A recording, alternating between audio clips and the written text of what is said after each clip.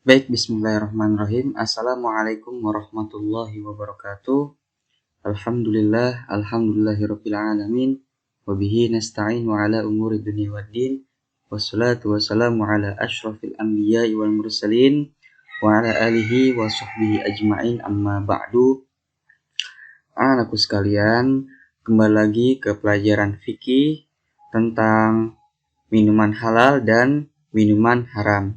Setelah kita mempelajari makanan haram dan makan halal, sekarang kita ke minuman halal dan minuman yang haram. Baik anak-anak, silakan disimak videonya berikut ini. Minuman halal. Banyak jenis minuman yang dihalalkan oleh Allah Subhanahu wa Ta'ala. Minuman yang halal adalah jenis minuman yang dihalalkan Allah Subhanahu wa Ta'ala, baik berupa zatnya maupun cara memperolehnya. Minuman yang halal dari segi zatnya yaitu cairan yang tidak mengandung unsur haram dan memabukkan. Ingat, yaitu baik zatnya maupun cara memperolehnya. Minuman yang halal dari segi zatnya yaitu cairan yang tidak mengandung unsur haram dan memabukkan. Adapun minuman halal dari segi cara memperolehnya yaitu semua jenis minuman halal zatnya dan halal cara memperolehnya. Contohnya air sumur, sudah jelas, air hujan, air laut dan air sungai. Ya. Zatnya tidak mengandung unsur keharaman dan tidak juga memabukkan. Begitupun air hujan, air laut, dan juga air sungai. Dan masih banyak lagi air-air yang zatnya itu baik, ya halal, dan tidak memabukkan juga. Sebagaimana Allah berfirman dalam surat Al-Baqarah ayat 60, A'udzubillahi minasyaitonirrajim. Bismillahirrahmanirrahim. Kulu washrobu min rizqillah wa la ta'thaw fil ardi mufsidin. Kulu, ya, itu kata perintah, fi'il amr, kata perintah. Kulu, makanlah kalian. Nah, seperti itu ya. Washrobu, dan minumlah kalian. Mir rizqillah, dari rizqi yang telah diberikan oleh Allah. Wala ta'thaw fil ardi, dan janganlah kalian melakukan kejelekan. Fil ardi, di muka bumi, yang di muka bumi ini. Mufsidin, dengan berbuat kerusakan. Quran surat Al-Baqarah ayat 60. Ya, jadi Allah sudah berfirman di dalam Al-Quran pada surat Al-Baqarah ayat 60, ya, makan dan minumlah dari rizki yang telah Allah berikan, dan janganlah kamu melakukan kejahatan di muka bumi ini dengan berbuat kerusakan. Kemudian ada juga ciri-ciri minuman halal. Yang pertama, penjelasan dalam Al-Quran dan hadis. Ya, sudah pasti itu halal. Yang kedua, bermanfaat bagi pertumbuhan kesehatan manusia. Yang ketiga, tidak merusak badan, akal maupun pikiran. 4, tidak kotor, najis, dan juga tidak menjijikkan. Syarat minuman halal tidak hanya ditinjau dari jenis zatnya saja, melainkan juga dilihat dari cara memperolehnya. Minuman tersebut diperoleh tidak dengan cara yang batil atau tidak sah, ya, tidak baik. Sebagaimana Allah berfirman dalam surat Al-Baqarah ayat 188, Bismillahirrahmanirrahim. Wala ta'kulu amwalakum bainakum bil batil. Wala ta'kulu, janganlah kalian memakan makanan, amwalakum, dan harta kalian, bainakum, di antara kalian, bil batil, dengan cara yang tidak baik. Kemudian ada manfaat minuman halal dan baik, antara lain yaitu 1, menyehatkan tubuh. Yang kedua, menambah kecerdasan pikiran. Yang ketiga, mempercepat penyembuhan tubuh dari rasa sakit. Yang keempat, meningkatkan pertumbuhan tubuh. Yang kelima, menguatkan tubuh. Yang keenam, menghindari diri dari dosa.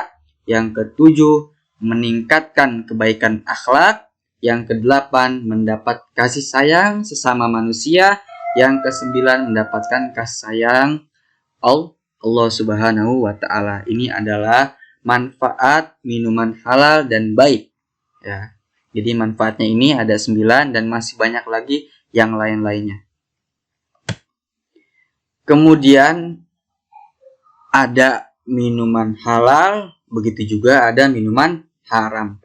Apa sih pengertian minuman haram?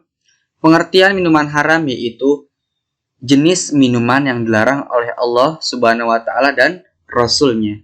Minuman yang ditegaskan keharamannya oleh Allah Subhanahu wa Ta'ala dalam Al-Quran adalah khamr.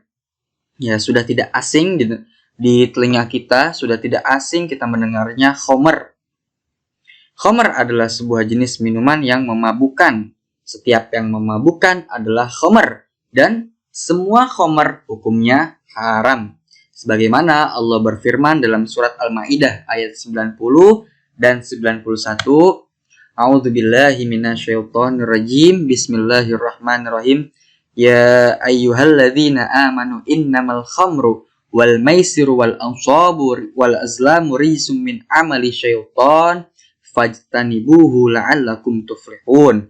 Innama yuridu syaitan ayyuqi'a bainakumul adawata wal baghdha'a fil khamri wal maisiri wa yasuddakum an dzikrillah wa anis salati fahal antum muntahun. Yang artinya, wahai orang-orang yang beriman, ya ayyuhalladzina amanu, wahai orang-orang yang beriman, sesungguhnya meminum minuman keras, berjudi dan mengundi nasib dengan anak panah adalah perbuatan keji dan termasuk perbuatan syaitan. Maka fajtanibuhu, maka jauhilah perbuatan itu semua. Minum minuman keras, kemudian berjudi, mengundi nasib dengan anak panah. Ya, maksudnya mengundi nasib dengan anak panah itu apa ya?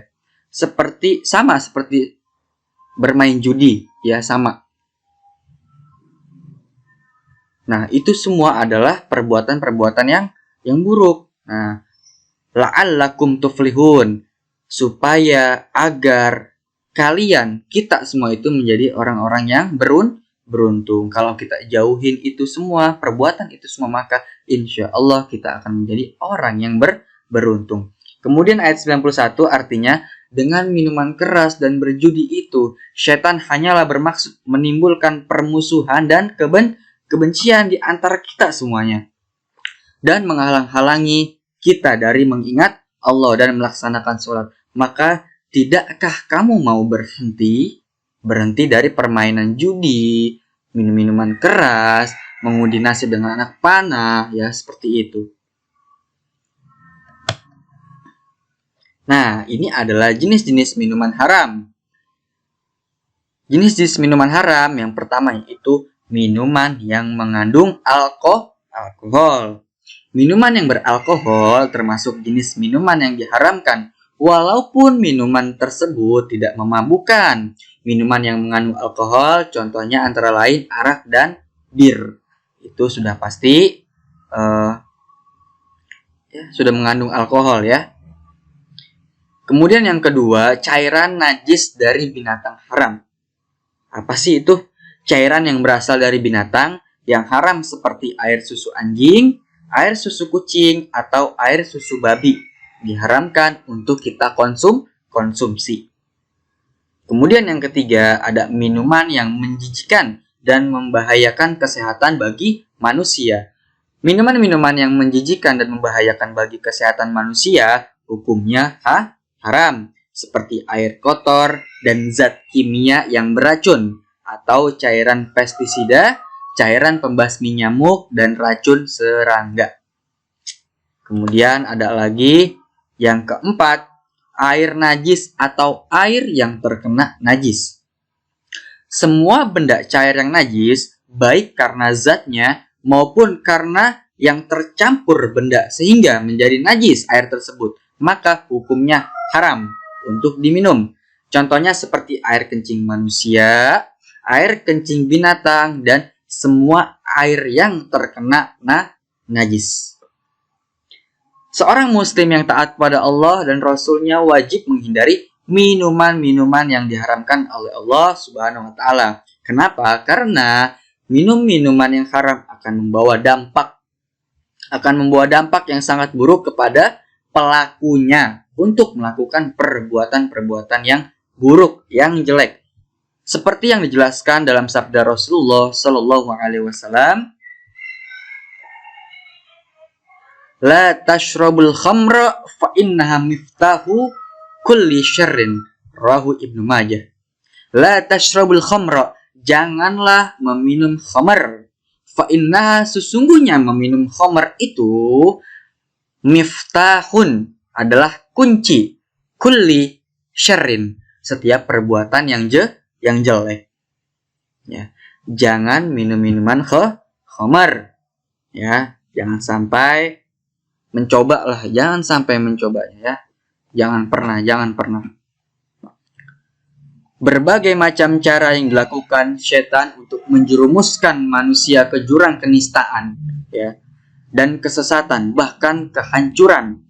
Salah satunya diantaranya adalah dengan cara menggoda manusia untuk minum minuman yang diharamkan oleh Allah Subhanahu wa Ta'ala.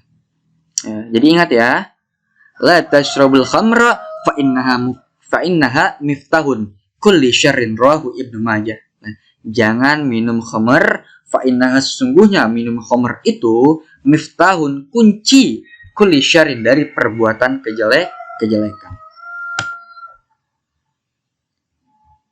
Kemudian Allah tidak akan menerima sholatnya orang yang minum minuman keras atau minum khamr selama 40 hari. Allah tidak akan menerima sholatnya bagi siapapun yang meminum khamr. Jika ia mati atau meninggal dunia, maka Allah akan memasukkannya ke dalam neraka, sebagaimana Rasulullah SAW bersabda dalam sebuah hadisnya, man syarabal khamra wa saqara lam tuqbal sholatuhu arba'ina sabahan, rawahu Ibnu Majah. Man syarabal khamra, barang siapapun orang yang meminum khamar, wa saqara, dan dia itu mabuk, ya, lam tuqbal sholatuhu, maka tidak akan diterima sholatnya arba'ina sabahan, selama 40 hari. Hadis riwayat Ibnu Majah. Dan juga ada hadis riwayat Ibnu Majah, fa in mata, apabila telah mati, meninggal dunia, dakhalan nar, maka dia akan masuk ke dalam neraka. Wa in taballahu alaihi, dan jika dia bertobat, maka Allah akan menerima taubatnya. Nah, seperti itu, ya. Jadi jangan minum khamr, termasuk perbuatan yang buruk-buruk lainnya, ya.